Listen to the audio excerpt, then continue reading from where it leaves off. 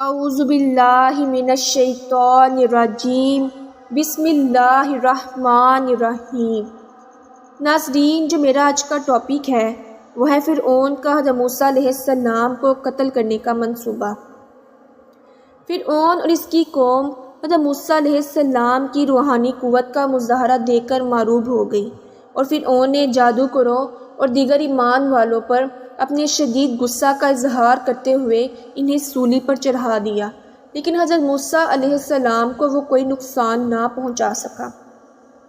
فرعون کے درباریوں کو اس پر شدید صدمہ پہنچا۔ انہوں نے فرعون کو حضرت موسیٰ علیہ السلام اور ان کی قوم کے خلاف خوب بھڑکایا۔ فرعون نے انتقامی کارروائی کرتے ہوئے حضرت موسیٰ علیہ السلام کی قوم بنی اسرائیل کے لڑکوں کو قتل کرنے کا حکم دوبارہ جاری کر دیا، جس پر حضرت موسیٰ علیہ السلام کی قوم بڑی پریشانی کا شکار ہوئی اور آپ علیہ السلام سے درخواست کی کہ آپ کی ولادت سے پہلے بھی ہمارے لڑکوں کو قتل کیا جاتا رہا اور اب دوبارہ یہ سلسلہ شروع ہو گیا ہے، کیا کریں؟ حضرت موسیٰ علیہ السلام نے فرعون کے مقابلے میں اپنی قوم کو اللہ تعالیٰ سے مدد طلب کرنے اور صبر کرنے کی تلقین کی،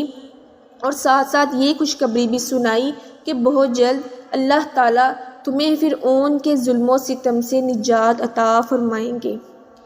فرعون بنی اسرائیل کی نورینہ اولاد کے قتل کا حکم دے چکا تھا، لیکن اس کے باوجود حضرت موسیٰ علیہ السلام کے روحانی غلبہ کا خیال اسے اندر ہی اندر گھلائے جا رہا تھا۔ اس کے دل کو سکون نہیں تھا۔ آخرکار اس نے یہ فیصلہ کیا کہ موسیٰ علیہ السلام کو قتل کیے بغیر یہ معاملہ ختم نہیں ہوگا۔ اس نے اپنے درباریوں کو بلا کر کہا کہ اگر موسیٰ علیہ السلام کو ہم نے یوں ہی چھوڑے رکھا تو مجھے یہ خوف ہے کہ یہ آہستہ آہستہ تمہارے دین کو بدل دے گا اور مصر میں فساد پھیلائے گا، لہٰذا موسیٰ کو قتل کر دیا جائے۔ حضرت موسیٰ علیہ السلام کو جیسے ہی فرعون کی سازش کا علم ہوا تو آپ نے اللہ رب العزت سے ہر متکبر اور ظالم کے ظلم سے نجات کے لیے اللہ تعالیٰ کی پناہ مانگی۔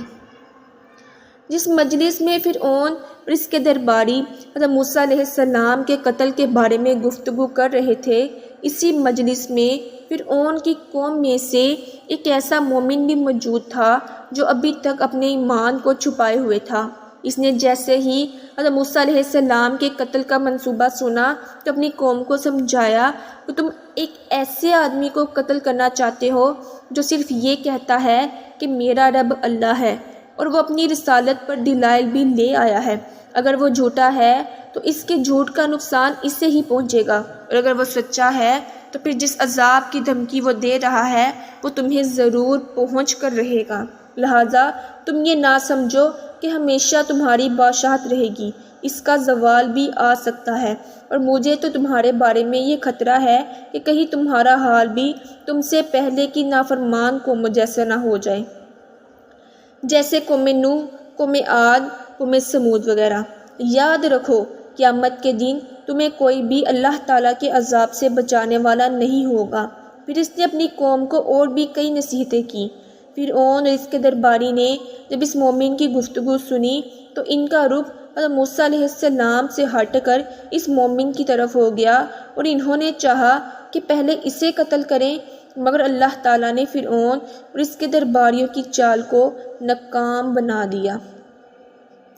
جب فرعون کی قوم میں سے ایک مومن آدمی نے اعلان حق کیا اور دلائل کے ساتھ حضرت موسیٰ علیہ السلام کی حمایت میں گفتگو کی تو فرعون کے پاس اس کی باتوں کا کوئی جواب نہیں تھا۔ اس کے باوجود فرعون نے اپنی قوم کو مطمئن کرتے ہوئے کہا کہ جو کچھ دیکھ رہا ہوں اس کے مطابق تمہارے رائے دے رہا ہوں۔ کیا تم دیکھ نہیں رہے کہ مصر کی حکومت میرے ہاتھ میں ہے اور تم یہاں کتنے پرسکون زندگی گزار رہے ہو؟ حقیقت یہ ہے فرعون اپنے دل ہی دل میں یہ جانتا تھا کہ حضرت موسیٰ علیہ السلام اللہ تعالیٰ کے سچے نبی ہیں، اور جو کچھ وہ لے کر آئے ہیں وہ یقیناً اللہ تعالیٰ کی طرف سے ہے، لیکن کفر، تکبر، ظلم و زیادتی کی بنا پر وہ اس کے برعکس گفتگو کرتا رہا، اس لیے اس کا انجام بھی بہت برا ہوا۔ فرعون ہر وقت اس کوشش میں رہتا تھا کہ کسی نہ کسی طرح حضرت موسیٰ علیہ السلام کو لوگوں کی نظروں سے گرا کر خود ان کی نظروں میں معزز بنے، اس لیے وہ آپ علیہ السلام کو مختلف انداز میں مذاق کا نشانہ بناتا تھا۔ اس نے ایک مرتبہ اپنے وزیر سے کہا کہ میرے لیے ایک بہت ہی اونچا محل بناؤ جس پر چڑھ کر میں موسیٰ علیہ السلام کے معبود کو دیکھ سکوں۔